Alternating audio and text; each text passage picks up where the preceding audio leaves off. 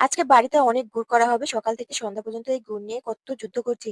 সকাল, সকাল চলে আসছি, হাঁড়ি ভর্তি করে রস কাকা এখানে পেড়ে দিচ্ছে। হাঁড়িতেই আমাদের রসগুলো ধরা হয়।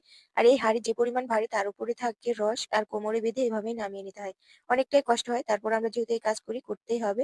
হাঁড়িতে করে এই তো রস নিয়ে এসে এখানে রেখে দিয়েছি। হাঁড়ি ভর্তি, ভর্তি রস। এত সুন্দর কালার মাশাআল্লাহ ভীষণ মিষ্টি এই রসগুলো। এখন ছেঁকে নেওয়া হচ্ছে। আমাদের রসগুলো সুন্দরভাবে ছেঁকে নেই। আর এই রসের মধ্যে অনেক পাতা নোংরা পড়তে পারে। তার জন্য আমরা কিন্তু সুন্দরভাবে ছেঁকে নেওয়া হয়। এই যে ১ ড্রাম রস হয়ে গিয়েছে আর এটাকে ৩ থেকে ৪ ঘন্টা করে জাল করা হয়। আলহামদুলিল্লাহ রসটা থেকে গুড় করা হয়ে গিয়েছে আর এখন ছাড়াতে পেরে নেওয়া হচ্ছে। আমাদের গুড়গুলো ছোট, ছোট বাটি করা হয় আর এটা হচ্ছে আগের দিন রেডি করা হয়েছিল পাতলা গুড় রুটি দিয়ে খাওয়ার জন্য। আর আপনাদের পার্সেলটাই করব এখন। আলহামদুলিল্লাহ, আসসালামু আলাইকুম। আপু আলহামদুলিল্লাহ ২য় বার আজ ৬ কেজি গুড় অর্ডার করলাম। কুয়েত আনবো। আমার জন্য শুভকামনা রইলো। তিনি ৫ কেজি এর আগে অর্ডার করেছিল। আপু গুড়টা গলে যায় কেন? আমাদের গুড়গুলো একেবারে চিনি ছাড়া গুড় অরিজিনাল, যার কারণে গলে যেতে পারে বাতাসের কারণে। আপনি